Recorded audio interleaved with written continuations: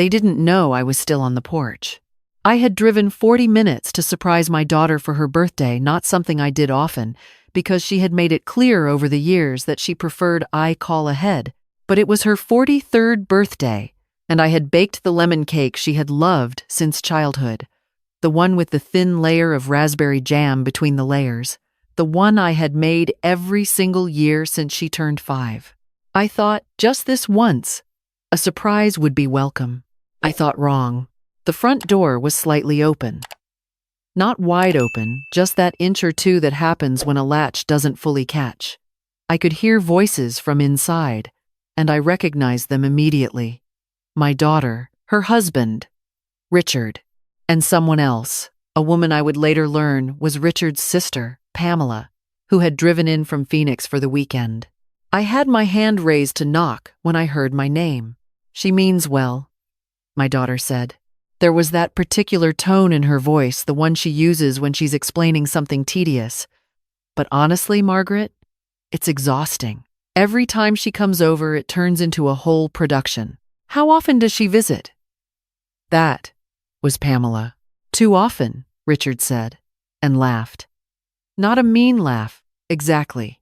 More like the laugh of someone who has said this many times before and found it reliably amusing. I stood there on the porch with a lemon cake in my hands and I did not move.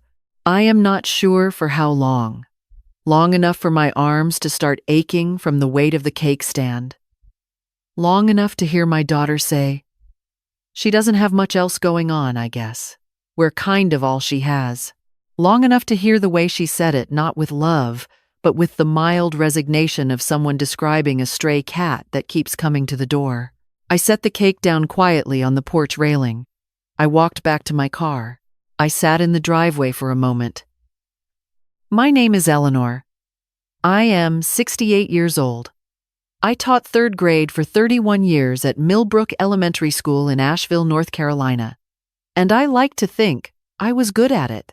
I retired 7 years ago when my knees started making their opinions known about standing on linoleum floors for 8 hours a day.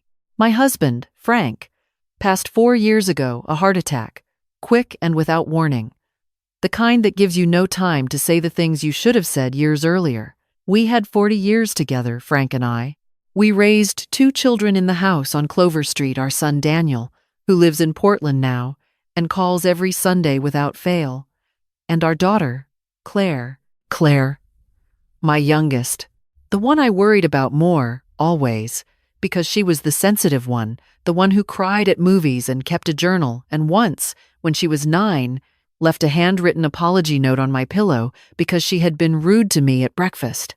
I loved that girl with everything I had. I still do. I want to make that clear, because what comes next is not a story about stopping love. You don't stop loving your child. You simply learn, eventually, what love is worth and what it isn't. After Frank died, I did what widows do. I learned to cook for one. I learned to sleep in the middle of the bed. I took up watercolor painting, which I am terrible at, and morning walks along the greenway, which I am adequately good at. I called Daniel on Sundays. I visited Claire on birthdays and holidays, and, I'll admit, sometimes in between, because the house on Clover Street is very quiet, and some afternoons, the quiet has a weight to it. What I did not do during those 4 years was ask for much. I babysat my grandchildren, Claire's 2 boys, Mason and Tyler, when I was asked, and sometimes when I wasn't asked but sensed the need. I helped Claire repaint her kitchen one summer. I altered the curtains in her living room because she mentioned they were too long. I drove 40 minutes each way without complaint, and I always brought something. Because my mother raised me to never arrive at someone's door empty-handed. I thought these were the things you did for the people you loved. I did not realize, until I stood on that porch with a lemon cake, that I had been doing them alone. The drive home from Claire's that afternoon took longer than usual because I got behind a school bus on Route 9 and I didn't have the heart to be impatient about it. I watched the children get off at each stop. Backpacks, sneakers, that particular bouncing walk that children have when school is finally over, and I thought about the 31 years I had spent in classrooms. I thought about the parents who dropped their children off each morning without a second glance, and the parents who lingered at the door for just a moment longer than necessary. I always noticed those parents. I understood them. When I got home, I made tea, and I sat at the kitchen table, and I thought very clearly about what I had heard. I did not cry. I had expected to cry, but I didn't. What I felt instead was something quieter than sadness, a kind of settling, like furniture in an old house. As if some part of me had known this for a long time and had only just now been given permission to acknowledge it. I thought about Thanksgiving. 3 weeks earlier, Claire had hosted Thanksgiving for the first time. She had been talking about hosting for years, and I had always offered to help to bring dishes, to arrive early, to do whatever was needed. When she finally did it, she called me on the Tuesday before to let me know they were keeping it small this year, just immediate family and Richard's people. I had said, of course, absolutely, and told her I hoped they had a wonderful time. Then I drove to Daniel's friend Carol's house, where Carol hosts an open Thanksgiving every year for anyone who needs somewhere to be, and I brought sweet potato casserole and sat at a long table with 15 people I barely knew, and it was fine. It was perfectly fine. I told myself it was fine for 3 weeks until I stood on that porch. That Tuesday, I called my attorney. His name is Gerald Webb, and he has handled our family's legal matters for 22 years. He knew Frank. He is the kind of man who keeps hard candy in a dish on his desk and has framed photos of his grandchildren in slightly crooked frames and never seems in a hurry, which is a quality I have always admired in people. "Eleanor," he said, when his assistant put me through. "Good to hear from you. What can I do for you today?" "I need to update my will," I said. There was a brief pause. "Of course. How soon would you like to come in?" "Thursday, if you have availability." I had written my will with Frank 8 years before he died. At the time, it had seemed straightforward, our estate divided equally between our children, our house to be sold, and the proceeds split. We had a comfortable amount set aside, not a fortune, but the careful savings of 2 people who had worked steadily for 40 years and not lived extravagantly. The house on Clover Street, Frank's retirement accounts, my pension, a small investment account that Frank had tended quietly for years like a garden. I sat with Gerald for 2 hours on that Thursday. I did not tell him what I had heard on the porch. I did not explain or justify. I simply told him what I wanted changed. And he listened and wrote it down and did not ask me unnecessary questions, which is one of the reasons I have kept Gerald as my attorney for 22 years. When I left his office, I felt something I had not expected to feel. Not guilt, not satisfaction, exactly. More like the feeling of having made your bed on a Sunday morning, a small, quiet order restored to things. I want to be honest about something here, because I think it matters. I did not change my will out of anger, or rather, anger was part of it, the way salt is part of a recipe present, necessary, but not the whole thing. What drove me more was a kind of clarity. I had spent 4 years being grateful to be included, grateful to be invited, grateful to be tolerated. I had mistaken tolerance for love and access for belonging. I had brought lemon cake to a door where I was a source of low-grade exhaustion, and I had done it happily because I had not let myself see what was plainly in front of me. I saw it now. I did not call Claire to discuss it. I know many people would say I should have, that the right thing was to sit down together, to say I heard what you said, to give her the chance to apologize or explain. I understand that argument. I have turned it over many times. But here is what I know about myself after 68 years. I am not good at conversations where the other person doesn't yet know they've done anything wrong. I would have cried. She would have felt attacked. Richard would have become defensive. Nothing would have changed, except that we all would have known the pretense was gone, and they would have resented me for removing it. Some wounds don't heal better for being aired. Some things are better handled quietly, with paperwork. In the weeks that followed, I made other changes. Small ones at first, then larger. I stopped driving to Asheville on Tuesdays. I had been going on Tuesdays for years, sometimes just to drop something off, sometimes to take the boys to the park, while Claire worked from home. I stopped. No announcement? No explanation. I simply stopped. I signed up for a watercolor class at the Swannanoa Community Center, which I had been meaning to do for 2 years. My teacher's name is Bonnie, and she has the kind of cheerful bluntness that I find deeply refreshing. The first time she looked at my attempt to paint a blue heron, she said, "Eleanor, that bird looks like it's auditioning for a horror film. Let's start with the neck." I laughed harder than I had in months. I also started going to the Tuesday morning walking group at the Greenway. Something I had avoided before, because Tuesdays had been reserved for Claire. There were 6 women in the group when I joined, and by my 3rd week, I knew all their names and most of their stories, which is one of the gifts of being 68. People tell you things quickly, because we have all learned that time is not something to waste on slow reveals. One of the women, Doris, had been widowed 2 years before me. She lived in a small house on the east side of town and grew tomatoes and had opinions about everything, delivered in a warm Georgia drawl that made even strong views sound like an invitation. We began having coffee after the walks.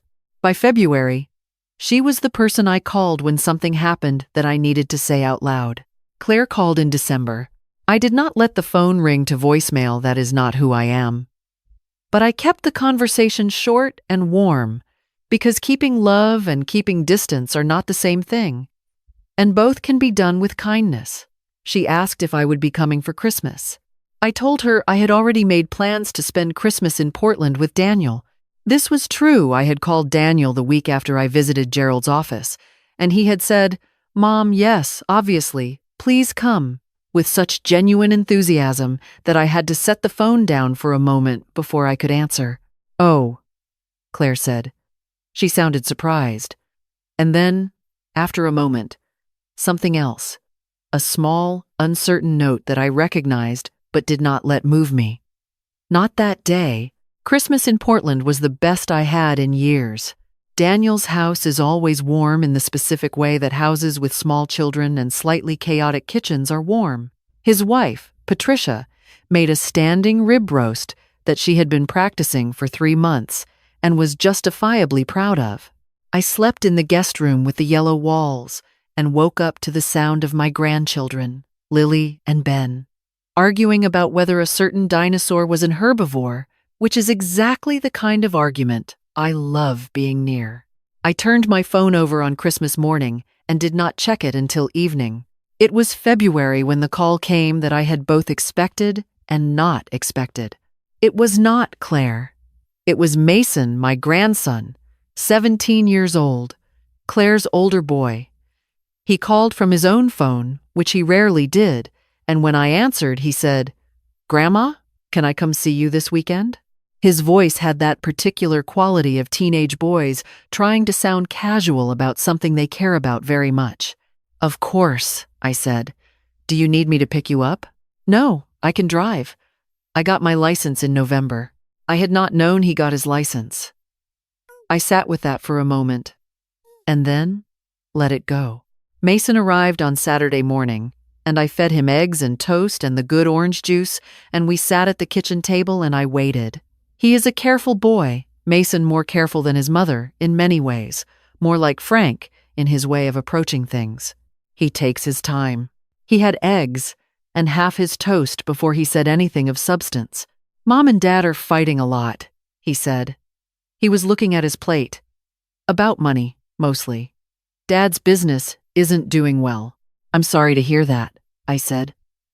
Which was true. Mom mentioned. He stopped. "Drank some orange juice."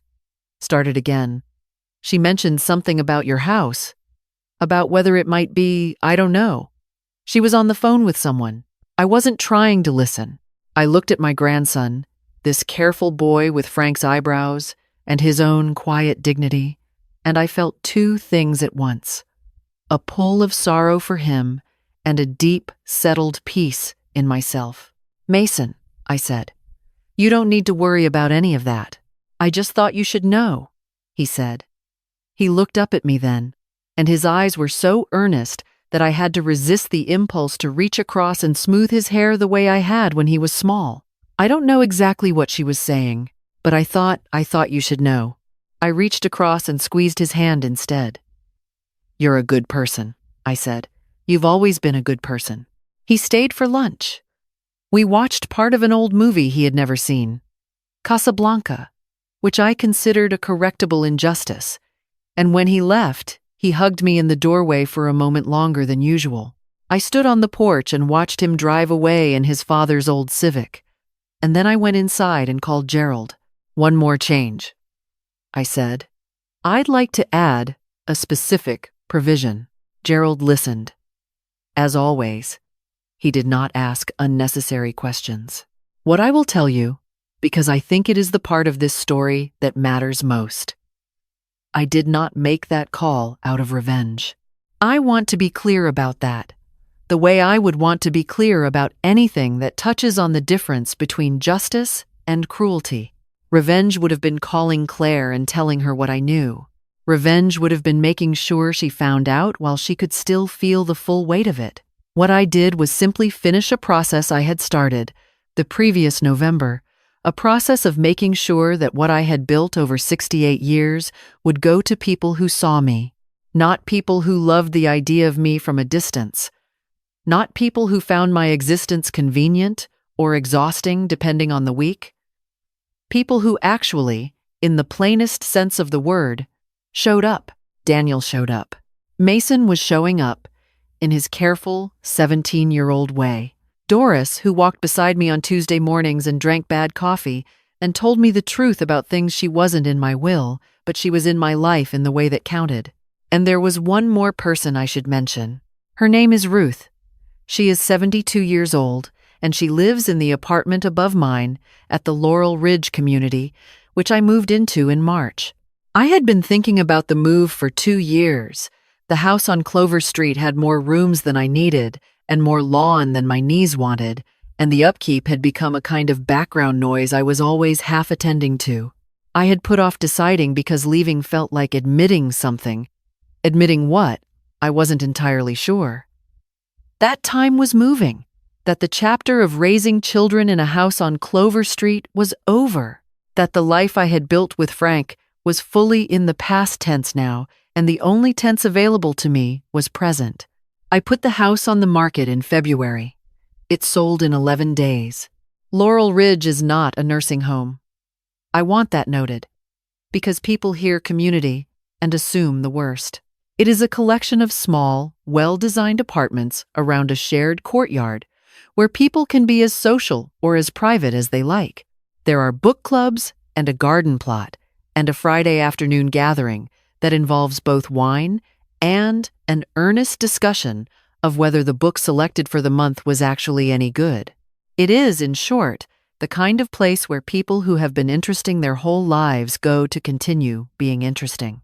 Ruth lives upstairs and knocks on my door at unreasonable hours to tell me things she has just remembered are urgent. She is a retired federal judge, and she has opinions the way other people have hobbies, thoroughly and with deep personal investment. She cannot paint to save her life either, which is how we became close. Bonnie paired us together at the community center, and by the end of the first class, Ruth had said 3 things that made me laugh so hard I ruined my heron painting, which had been going rather better than usual. "You seem lighter," Doris told me one Tuesday in April, 6 months after the porch, 4 months after the will, 2 months after the move. "I think I am," I said, and I was. Not because anything grand had happened, not because I had won something or settled a score. My relationship with Claire remained what it had become: cordial, brief, the careful courtesy of 2 people who love each other but have stopped pretending to be more than they are. She did not know about the will, as far as I could tell. She did not ask directly, And I did not tell her. I had sent her a birthday card in January. Not a cake, just a card. One with a painting of a yellow house on it that reminded me of the house we grew up in, and written inside it, "I hope this is a good year for you." I mean that. Because I did mean it. Loving someone and protecting yourself from them are not opposites. I had simply taken too long to understand that. The thing I did not expect in all of this was how much I would miss her. Not the version of Claire I had been visiting on Tuesdays. The one who sighed when I stayed too long and made me feel like a stray cat at the door. A different version, older and younger at once, the 9-year-old who left apology notes on my pillow, the teenager who sat at the kitchen table at midnight crying over something she couldn't explain, and I had made her chamomile tea and not asked too many questions. That Claire. I missed her the way you miss a version of a person who still exists somewhere inside them, even when you can no longer reach her. I hope she finds her way back to that person someday. I do not know that I will be there when she does, but I hope it. In June, Mason texted me a photo. It was a picture of a lemon cake, slightly lopsided, with frosting that had clearly been applied by someone learning as they went. The message underneath said, "I tried your recipe. I think I used too much baking powder?" The middle kind of sank. Still tasted good, though. I looked at that photo for a long time. Then I wrote back, "The middle sinking is a rite of passage. Try again and call me while you're making it. I'll talk you through." 20 minutes later, my phone rang. He had questions about the raspberry jam layer, about whether salted or unsalted butter made a difference, about why you cream the butter and sugar first, and what exactly ribbon stage meant when beating eggs. He was standing in his dorm room kitchen, he said, with flour on his phone case, trying to make something from scratch for the first time in his life, because he had decided that knowing how to bake a proper cake was the kind of thing a person should know. I walked him through every step. I sat in my kitchen at Laurel Ridge with my afternoon tea going cold, and I walked my grandson through creaming butter, folding flour, testing doneness with a wooden skewer, and the art of spreading jam thinly enough that it doesn't squeeze out the sides when you stack the layers. "How do I know when the frosting is right?" he asked. "When it holds a shape but still feels like it wants to move," I said. "You'll know. It feels right before it looks right." There was a moment of quiet on the line. Then, "That's kind of a weird description, Grandma." "Yes," I said. "But you'll know what I mean when you get there." He got there. He sent me a second photo an hour later, same cake, still imperfect, but frosted and standing on its own. Better than the first one. I thought about the lemon cake I had left on Claire's porch railing that November afternoon. I thought about whether she had found it, whether anyone had brought it inside. I hoped they had. I had made it carefully, the way I always made it, and it would have been a shame to waste. But I also thought, there are other people to bake for. There are always other people, if you let yourself find them. And they will knock on your door at unreasonable hours and walk beside you on Tuesday mornings and call with flour on their phone case, and they will need you in the most ordinary and sustaining ways. You only have to be willing to set the old cake down and drive home. That fall, I entered 2 watercolor paintings in the Swannanoa Community Center annual exhibition. One was a passable attempt at a mountain view recognizable as mountains, which Bonnie said was genuine progress. The other was a blue heron, done in the way Bonnie had taught me, with more patience and a lighter hand than I had used the first time. Ruth stood in front of the heron for a long moment at the opening. She tilted her head. She has the deliberate quality of someone accustomed to weighing evidence before speaking. "Eleanor," she said finally. "Don't be too encouraging," I said. "I can't afford to get a big head." She looked at me sidelong. "I was going to say, it looks like it might actually be a heron." "High praise," I said. "From me?" "Extraordinary praise." We got plastic cups of mediocre white wine and walked back through the exhibition, and Doris found us near the landscape section and said something characteristically direct about one of the still life paintings, and we laughed. And outside the windows of the community center, the October light was doing the particular thing it does in the Carolina mountains in autumn, going all amber and sideways, making everything look slightly more beautiful than usual. I thought about the porch. I thought about 40 minutes on Route 9 behind a school bus, and children with backpacks, and the way the latch didn't quite catch on my daughter's front door. I thought about Gerald's office, and the dish of hard candy, and the way he had listened without asking unnecessary questions. I thought about Mason, somewhere in a dorm kitchen, trying to get the frosting right. I held my plastic cup and I stood in the autumn light, and I felt, with the kind of certainty that doesn't need to announce itself, that I was exactly where I was supposed to be. Not because everything had worked out perfectly, not because the loss wasn't real, or the grief wasn't real, or the quiet of Tuesday evenings in a new apartment wasn't sometimes a heavier quiet than I would have chosen, but because this was my life. Fully mine, in a way it had not always been. And I had learned at 68 what I should perhaps have known earlier, that no one can make you invisible without your permission. That the door you keep returning to with a lemon cake may not be the door worth returning to. That dignity is not something your children give you or take away.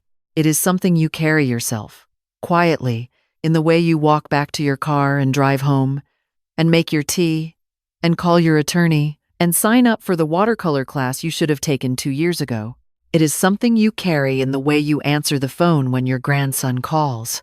I set my cup down on a nearby table and looked again at my painting, the blue heron, standing in its watercolor marsh, a little uncertain, a little awkward still, but present, standing. Bonnie appeared at my elbow. "Well?" she said. "It looks like a heron," I said. She put her hand briefly on my shoulder. "That's all it needs to be."